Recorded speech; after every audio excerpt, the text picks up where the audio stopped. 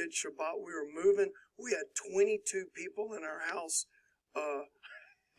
doing Shabbat. The movers, oh my goodness, man. We had people breaking down crying. We had, all kind of people, the people receiving the Lord.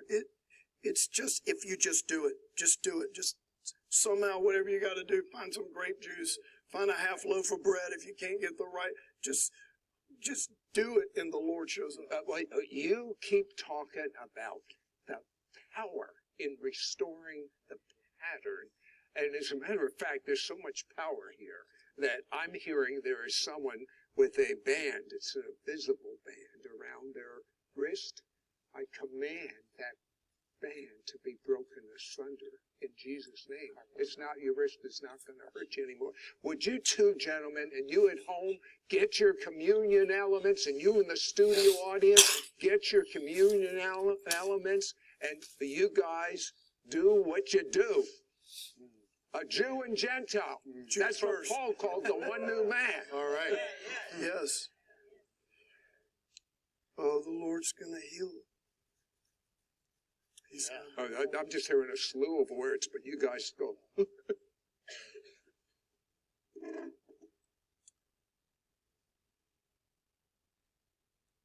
So the scripture says, after the meal, he took the bread. There was a lot of bread on the table. But I want to remind you, the bread that he took was the middle sheet that was removed, broken, wrapped in a white linen cloth, and hidden away. And it comes back at the end of the meal. It has a new name, Afikomen, I will come again. And our Bible says, after the meal, in this order, he took the bread. Not any bread.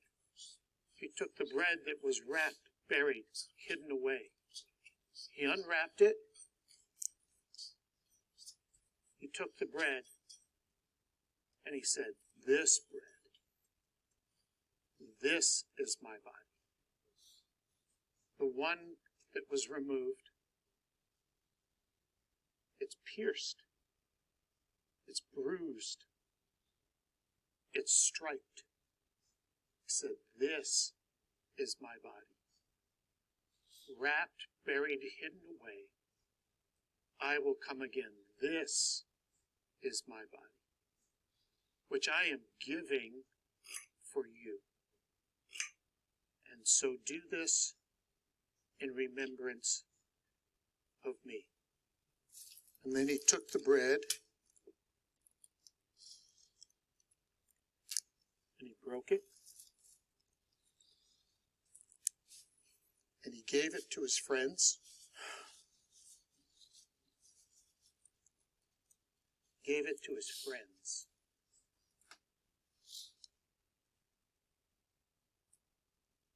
And he said, Baruch atah Adonai, Eloheinu melech haolam, hamotzi lechem min haaretz. Blessed are you, O Lord our God.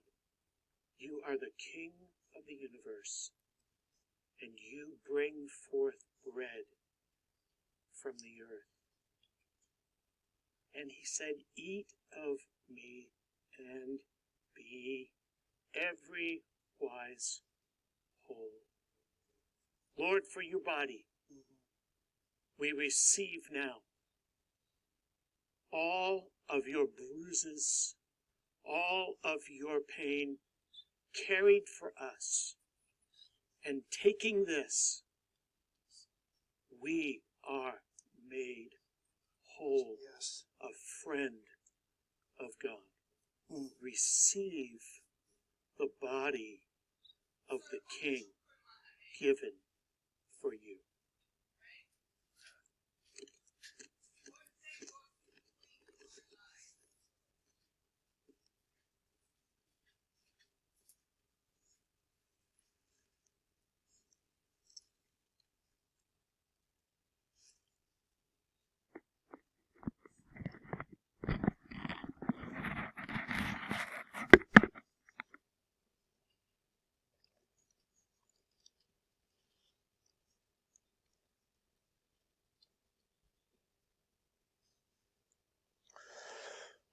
I see the life of God permeating.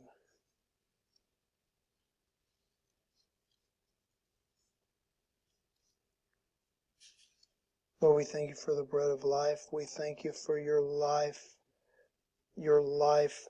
that's permeating every soul, every body right now. Lord, we thank you for wholeness in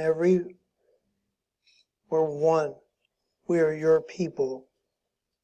I thank you for wholeness in your people, Lord, in your family.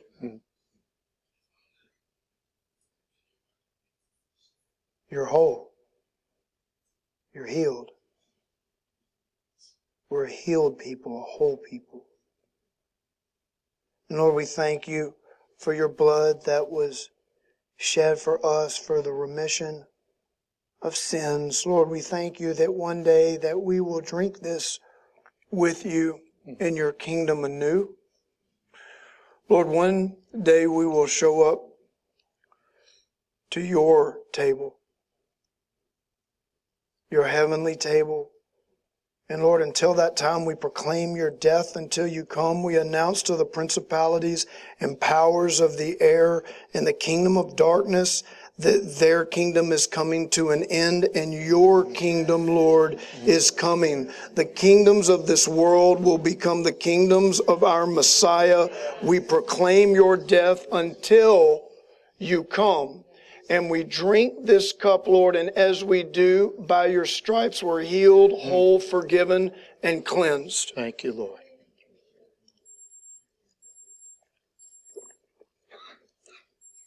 The third cup, the cup of redemption. Everything according to plan. Everything according to plan.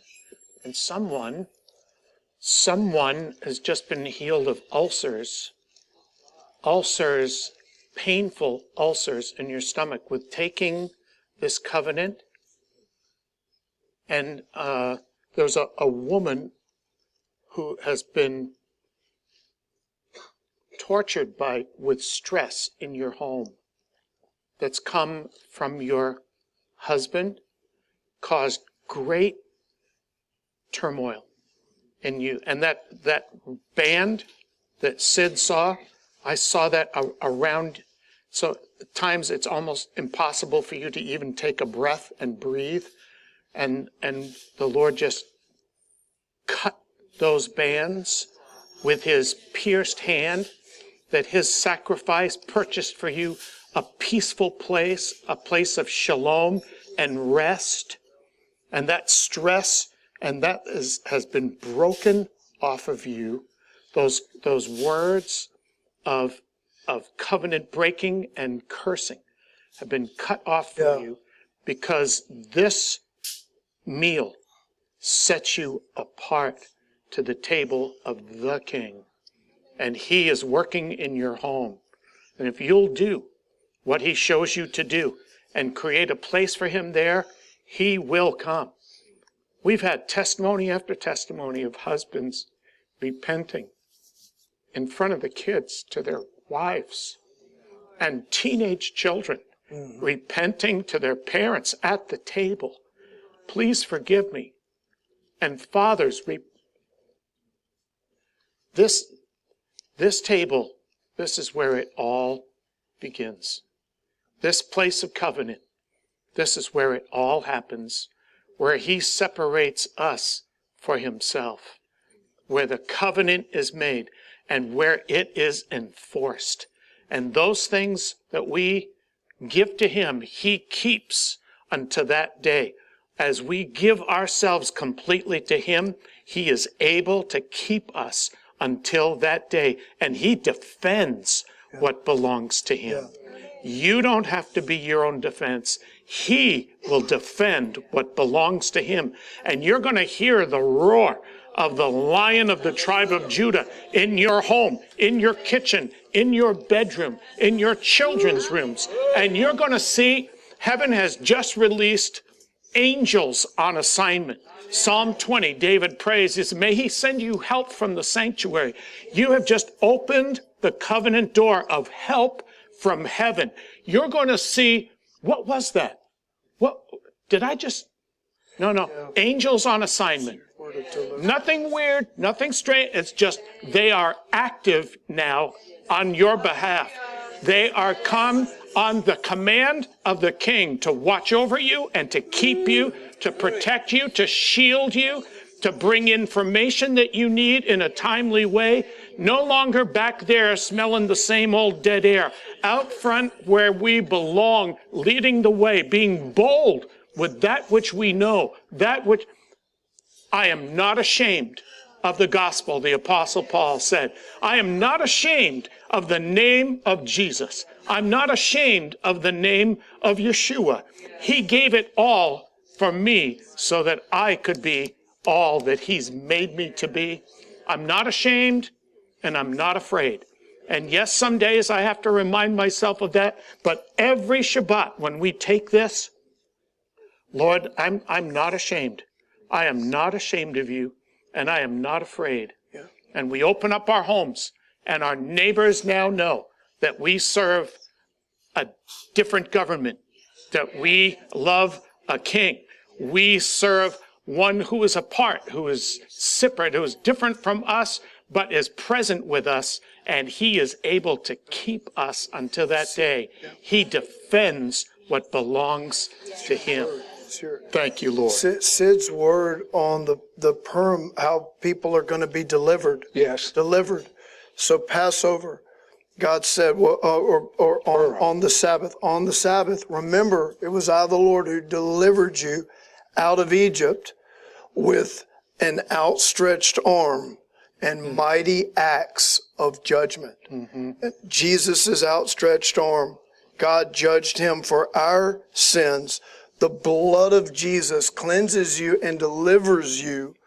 You're like this. This is the deliverance. This is the wholeness that Sid was talking about. But not only that, it's the hedge. It's the protection. Remember the blood over the doors at Passover. Right. And not only are you delivered, but now God is the guardian. He's the guardian of your sacred space, your temple, and your home. He watches over your house. Right. There is nothing more powerful than the blood of Jesus. If the blood of Jesus, Father, I pray for a revelation of the blood of Jesus. Yes. Lord, that the blood of Jesus, as Sid declared today on this Purim feast, Lord, the blood of Jesus saves, redeems, and delivers us. You have delivered us with an outstretched arm, and now we are your people, and you are putting your hedge, you are putting your protection, you are guarding over and watching over us, because we're not gonna fall back into brokenness, but we're gonna move forward as a people in wholeness and deliverance in the mighty name of Jesus. Thank you, Lord. Yeah.